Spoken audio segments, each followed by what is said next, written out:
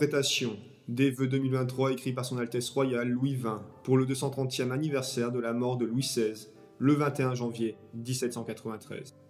Janvier, temps de vœux, et pour moi, chef de la maison de Bourbon, successeur des rois de France, temps d'une réflexion sur le fait politique, réflexion toujours renouvelée en souvenir de la mort du roi Louis XVI il y a 230 ans, qui continue à donner lieu à de nombreuses cérémonies.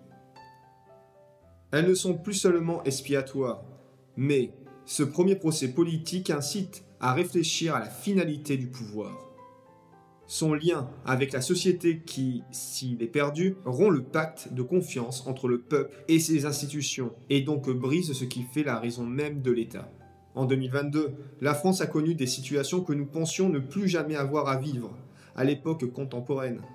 Notre pays a été soumis à des pénuries dans des domaines aussi vitaux que certains produits alimentaires ou certains médicaments. Son horizon s'ouvre sur des perspectives de restrictions en matière d'énergie. À ces mots s'ajoute l'insécurité grandissante et la hausse du coût de la vie.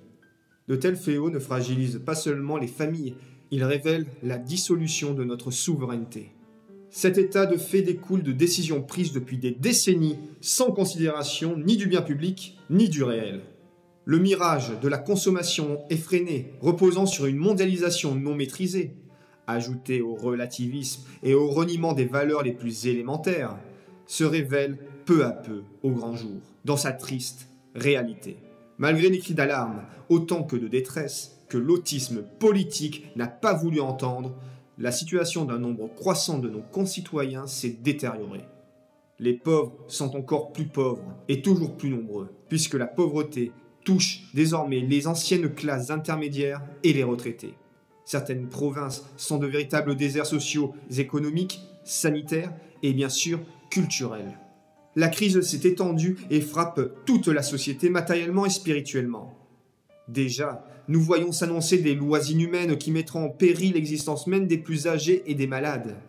Alimentées par la démagogie ou le souci de plaire à quelques groupes de pression, une telle politique trahit sa mission la plus haute, exactement le contraire de ce qu'avait voulu montrer par son sacrifice le roi Louis XVI, qui, dans son testament, demande à Dieu de pardonner ses ennemis.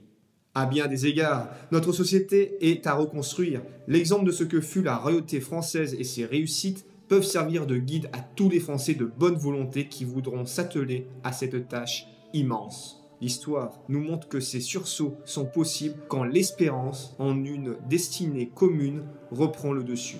Ce fut le cas après la guerre de Cent Ans, ce le fut après les guerres de religion, ce le fut lors de la Restauration, après les errements tragiques de la Révolution et de ses suites. Soucieux de son avenir, voulu et non subi, le peuple de France a toujours su retrouver son énergie, son esprit d'initiative et sa volonté. Or, au-delà du marasme et des crises, je constate que de nouvelles initiatives courageuses et positives font jour dans de nombreux domaines.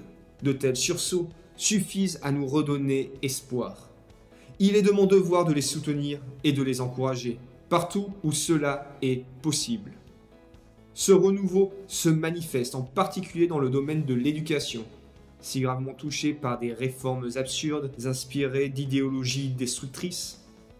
À l'heure actuelle, des écoles cherchent à retrouver le véritable sens des études, à transmettre les valeurs essentielles de la culture si nécessaires à l'épanouissement des jeunes.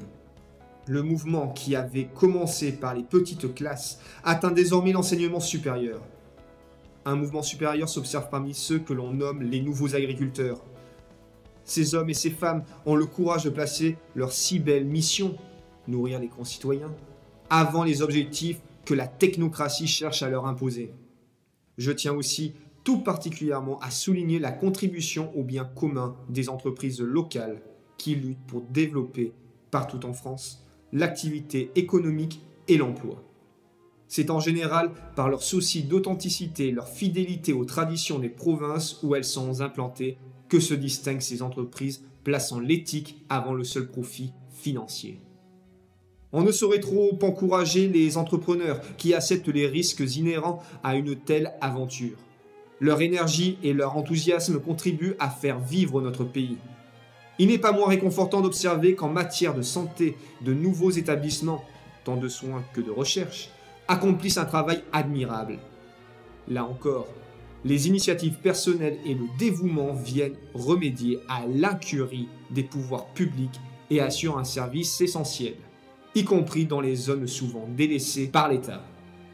L'extraordinaire abnégation des soignants, la haute idée qui les guide dans l'accomplissement de leurs tâches, contribuent à rendre notre société plus humaine.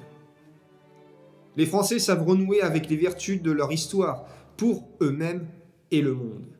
La France ne doit pas seulement retrouver sa puissance, elle doit encore retrouver son âme. En cela, elle se montrera fidèle au programme millénaire de la monarchie tout en étant un exemple pour les autres nations. Chacun d'entre nous, quelle que soit la place que la Providence lui a assignée, doit contribuer par sa part à ce sursaut. Autant que possible, notre engagement pour le bien commun doit se manifester en toutes circonstances, dans nos vies professionnelles aussi bien que familiales. La société ne se réformera que si nous savons prendre nos responsabilités, ce qui signifie pour les Français être fidèles aux promesses de leur histoire. Tels sont les vœux que je forme pour la France à l'aube de cette année nouvelle. Louis Duc d'Anjou, chef de la Maison de France. Mes amis, si vous souhaitez faire une action pour nous soutenir, je vous invite à vous abonner à la chaîne pour ne pas manquer la prochaine sortie. Aimez et commentez la vidéo, partagez-la et soyez un média de notre message. La fleur de lys refleurira dans les cœurs, elle s'ouvrira. Pour que vivent nos provinces, pays de France, vive Dieu et vive le roi, nos espérances.